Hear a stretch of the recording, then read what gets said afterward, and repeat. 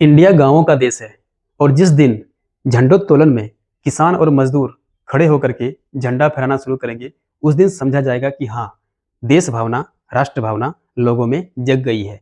लेकिन वो आते हैं नहीं, झंडा फहराते हैं नहीं। कौन फहराता है? जिनको सरकारी तंत्र ने बाध्य कर दिया है, या कुछ ऐसे बच्चे या कुछ ऐसे लोग जिनको राष्ट्र भावना के बारे में थोड़ा सा चिंतना है। लेकिन अब राष्ट्रगीत, राष्ट्र भावना और देशभक्ति को बढ़ाने के लिए सरकार ने एक कदम उठा दिया है। वो ऐसा कदम है कि अब राष्ट्रगान गाने से पहले राष्ट्रगीत गाया जाएगा। राष्ट्रगान क्या है, राष्ट्रगीत क्या है और इसके लिए क्या कौन सा प्रोटोकॉल है, आइए देखते हैं। अब जन गण मन से पहले वंदे मातरम गाया जाएगा। ठीक है। राष्ट्रगान जैसा प्रोटोकॉल कैसा होगा कि इसमें देखिए कि स्कूलों में भी प्रतिदिन, है ना, सुबह बच्चों से राष्ट्रगीत गाया जाएगा। सिविल सम्मान समारोह जब होंगे उस टाइम भी राष्ट्रगीत वंदे मातरम गाया जाएगा। आधिकारिक सरकारी समारोह में भी राष्ट्रगीत गाया जाएगा। राज्यों के सरकारी समारोहों में आने जाने के वक्त भी क्या राष्ट्रगीत गाया जाएगा। राष्ट्रीय झंडे को परेड में लाते समय भी राष्ट्रगीत गाया जाएगा। और आकाशवाणी और दूरदर्शन पर भी राष्ट्रपति के राष्ट्र के नाम पर संबोधन से पहले और बाद में भी राष्ट्रगीत गाया जाएगा।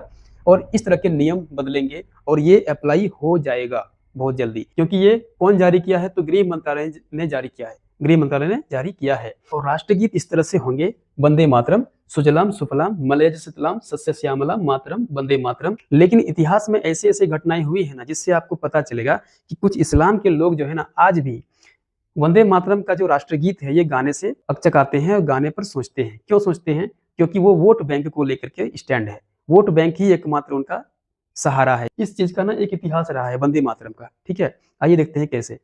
देखिए, जब इस्लाम सुनता है ना वंदे मातरम, तो उसे लगता है कि इसमें मूर्ति पूजा का कोई ना कोई शब्द छिपा हुआ है, जबकि ऐसा कोई बात नहीं है।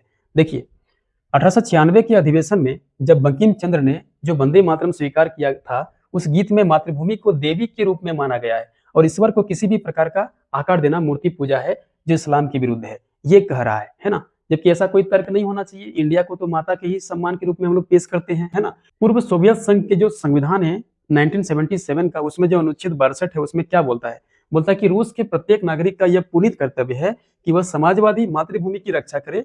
मातृभूमि के प्रति द्रोह से अधिक गंभीर कोई अपराध नहीं है। तो मातृभूमि का कितना जोर दे रहे हैं वो रूस, यूएसएसआर, देख रहे हैं।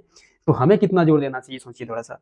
रूसी परिसंघ का जो 1993 का जो संविधान है, वो उसका जो अनुच्छेद 59 है, वो कहता है कि पितृभूमि की रक्षा करना रूसी परिसंघ का कर्तव्य और बाध्यता है। तो देखिए, मातृभूमि कहें पितृभूमि कहें, भाई मातृभूमि पितृभूमि, इसमें तो कोई मूर्ति पूजा का कोई जिक्र नहीं होता है।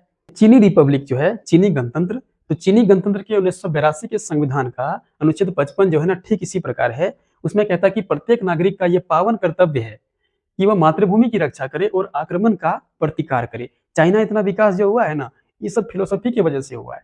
उसने अपने देश को क्या माना? मातृभूमि माना। हम लोग भी क्या मानेंगे? मातृभूमि मानेंगे। तो वंदे मातरम तो बहुत बढ़िया चीज है जी।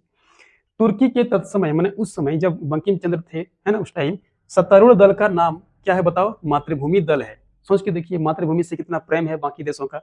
बांग्लादेश, जिसको हम लोग मुस्लिम बहुसंख्यक देश कहते हैं, बांग्लादेश, वहां भी मातृभूमि के प्रति सादर है ना। बांग्लादेश रेडियो का मध्याह्न कार्यक्रम जो होता है ना, उसमें राष्ट्रीय गीतों से प्रारंभ होता है, जिसमें एक गीत के शब्द हैं ओ माँ बांग्लादेश। तो वहां भी अपने देश को एक माँ की संज्ञा दी गई है। जबकि इंडिया के जो मुसलमान के नेता लोग हैं, वो लोग किस तरह से सांप्रदायिक उन्माद की भावना में बहे हुए हैं कि वो लोग वोट बैंक की राजनीति को ही आधार बना करके इसमें बहुत तरह का षड्यंत्र लगाते रहता है कि वंदे मातरम ये है वो है, जबकि ऐसा नहीं करता। जब असहयोग आंदोलन चलाया जा रहा था इंडिया में, उस समय इसको मतलब नारा के रूप में दिया गया था। इसे भारतीय राष्ट्रीय कांग्रेस के जो 1896 के अधिवेशन में गाया गया, पूरे गीत में से कुछ अंश निकाल कर इसे छोटा कर दिया गया था। अभी कुछ अंश ही है। ठीक है, यह छोटा रूप भारत सरकार के वार्षिक प्रकाशन, बताओ, भारत में राष्ट्रीय गीत के रूप में छपता है। सोच के देखिए कितना इंपॉर्टेंस है, कितना वजनदार है। आकाशवाणी और दूरदर्शन के दैनिक कार्यक्रम शुरू होने से पहले इसकी शुरुआत और धुन बजाई जाती है।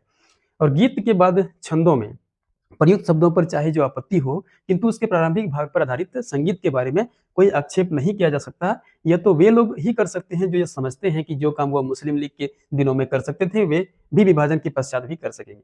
देखिए, यह संगीत भारत की स्वतंत्रता का प्रतीक है, सांप्रदायिकता का नहीं। यह कोई सांप्रदायिकता का प्रतीक नहीं है। यह किस चीज का है? स्वतंत्रता का प्रतीक है ना। आज के युग में इसका विरोध करना धार्मिक उन्माद के आधार पर राष्ट्र की अस्मिता को नकारना है। बहुत ज़रूरी है। देखिए, आज के टाइम में वंदे मातरम को हम किसी भी तरह से नेग्लेक्ट नहीं कर सकते। वो हमारे देश के हित के लिए है ना? देखिए, वैसे भी राष्ट्रीय भावना लोगों में कम हो गई है।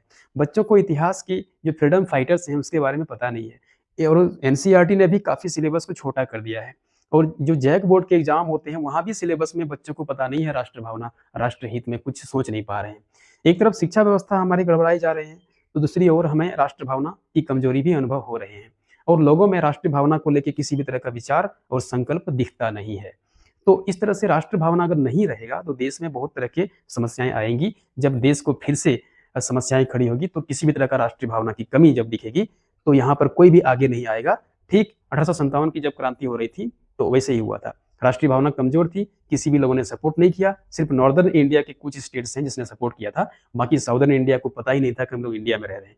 तो इस तरह से हम लोग राष्ट्र भावना को इसमें मजबूत कर सकते हैं।